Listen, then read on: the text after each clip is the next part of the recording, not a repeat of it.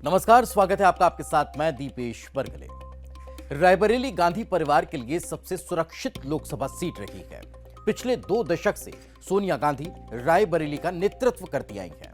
राहुल गांधी की दादी इंदिरा गांधी और दादा फिरोज गांधी भी रायबरेली का प्रतिनिधित्व कर चुके थे।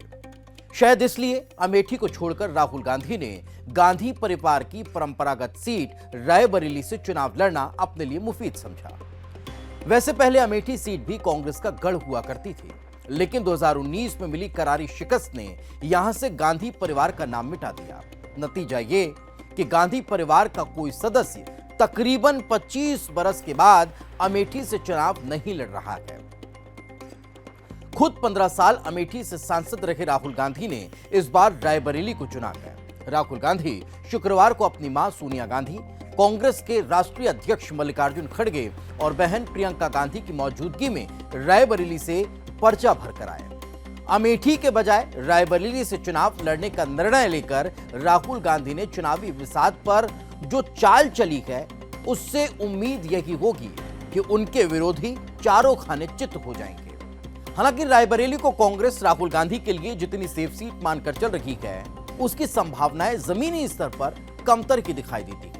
वजह यह है कि 2019 के मुकाबले 2024 में रायबरेली के भीतर गांधी परिवार और कांग्रेस की पकड़ के बावजूद समीकरण काफी बदल चुके हैं।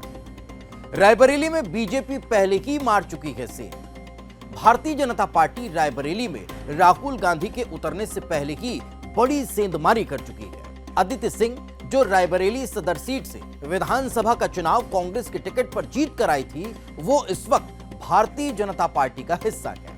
आदित्य सिंह के पिता अखिलेश सिंह का रायबरेली सदर सीट पर दबदबा रहा था। उसके बाद आदित्य सिंह अपने पिता की सियासत को आगे बढ़ा रही है। रायबरेली में बीजेपी का पक्ष इसलिए और मजबूत हो जाता है कि ऊंचाहार से समाजवादी पार्टी के विधायक मनोज पांडे के बेटे बीजेपी में आ चुके हैं। मनोज पांडे ने बीजेपी ज्वाइन तो नहीं की, लेकिन राज्यसभा चुनाव में भगवा पार्टी के पक्ष में वोटिंग करके उन्होंने अपना झुकाव जरूर स्पष्ट कर दिया था। अब आदित्य सिंह के अलावा मनोज पांडे ने बीजेपी के पक्ष में माहौल बनाया तो राहुल गांधी के लिए चुनौती और कड़ी हो जाएगी। रायबरेली में घटता वोट बैंक कांग्रेस के लिए चिंता। पिछले कुछ चुनावों में घटता वोट बैंक भी कांग्रेस के लिए बड़ी मुसीबत बन सकता है।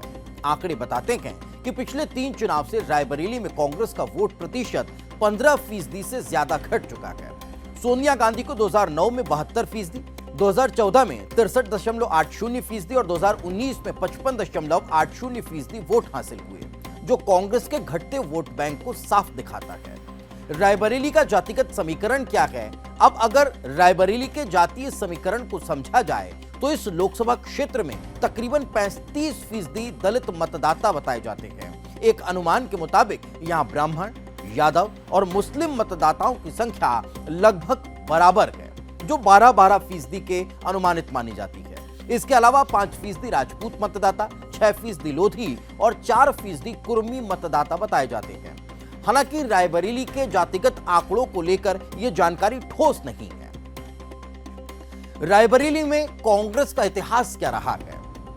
रायबरेली का चुनावी इतिहास कहता है कि 3 चुनावों 1977, 1996 और 1998 को छोड़ दिया जाए तो कांग्रेस ने यहां दशकों से राज किया है। फिरोज गांधी ने रायबरेली में पहली बार में ही कांग्रेस की मजबूत नींव रखी थी। शुरुआत के 2 चुनाव 1952 और 1957 में फिरोज गांधी ने रायबरेली पर कब्जा किया।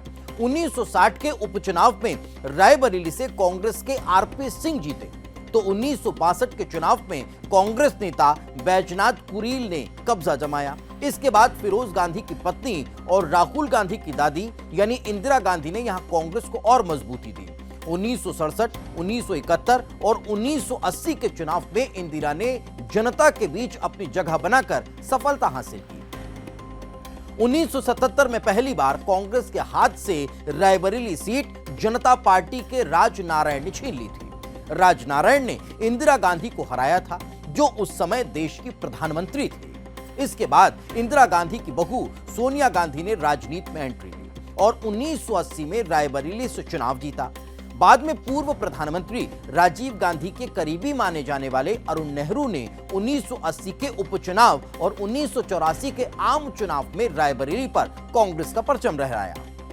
इसी तरह आगे भी अरुण नेहरू से लेकर शीला कौल तक रायबरेली सीट गांधी परिवार के सदस्यों और उनके करीबियों के पास ही रही। शीला कौल इंदिरा गांधी की रिश्तेदार थी, जिन्होंने 1979 और 1991 में रायबरेली का संसद में नेतृत्व किया।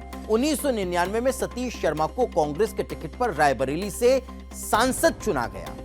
बीच में 1996 और 1998 में बीजेपी के अशोक सिंह ने रायबरेली में कमल खिला दिया था।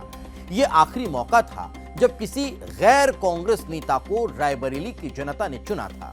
1999 के बाद से सतीश शर्मा और फिर सोनिया गांधी रायबरेली का नेतृत्व करते आए हैं। अपने इतिहास को देखकर कांग्रेस जरूर राहुल गांधी के लिए रायबरेली को मजबूत मान रही है। राहुल को रायबरेली से चुनाव मैदान में उतारने के पीछे पार्टी का आकलन भी होगा कि पूर्व कांग्रेस अध्यक्ष के लिए रायबरेली अमेठी से बेहतर और सुरक्षित सीट है। बहरहाल राहुल गांधी के लिए रायबरेली सीट कितनी सेफ है, ये यहां की जनता के फैसले के बाद ही पता चल पाएगा। इसी के साथ हमारी इस खास पेशकश में आज फिलहाल इतना ही। दीजिए इजाजत, नमस्कार।